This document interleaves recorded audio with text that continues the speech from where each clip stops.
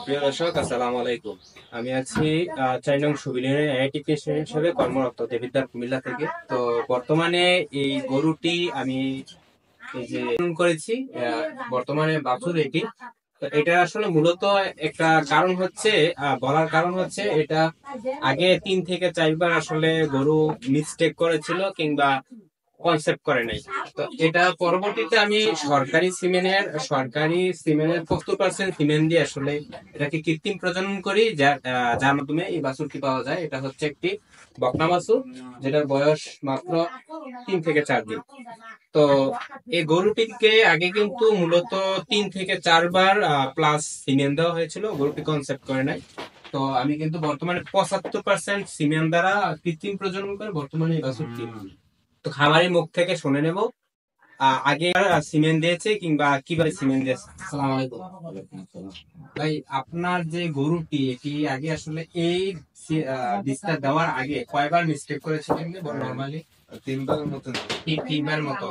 এমনিতে কি হরমোন কিছু ইউজ করেছিলেন? একবার হরমোন দিয়েছিলেন, তারপর আসলে বৃষ্টি লাগে না নাকি? তো বর্তমানে যে বাছুরটা আসলে 75% বাছুর, আপনার দেখে কিরকম মনে হচ্ছে যে আসলে ভালো? মাশাআল্লাহ, মোটামুটি ভালোই। ভালো না? তো এরকম আপনার হরমোন দেওয়ার পরও কি মিস্টেক করে ফেলেছিল না? হ্যাঁ, হ্যাঁ।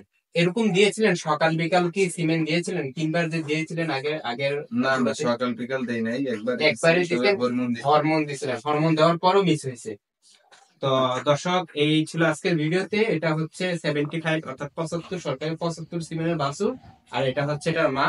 তো যারা আসলে কৃত্রিম প্রজনন করেন তারা অবশ্যই এই বিষয়টি খেয়াল রাখবেন, যাতে যে করতে যায় কিংবা আসলে বারবার মিস্টেক করে কিংবা দুই দুই তিনবারের অধিক সময় মিস্টেক করে, এগুলাকে আসলে 75 কিংবা 62 সিমেন্ট দ্বারা যদি কৃত্রিম প্রজনন করা যায়, তাহলে কিন্তু কনসেপশনাল রেট বেড়ে যায় কিংবা কনসেপ্টের হার বেড়ে যায়।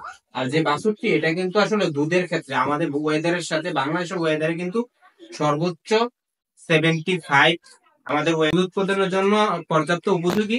তো এই ক্ষেত্রে আমরা কিন্তু এই বাছুরটি থেকে ভাবি আশা করা যায় পরবর্তীতে এটা থেকে আসলে ভালো দুধ আসতে পারে, এরকম আমরা আশা করতে পারি অবশ্যই। তো সকলে ভালো থাকবেন, সুস্থ থাকবেন। আসসালামু আলাইকুম।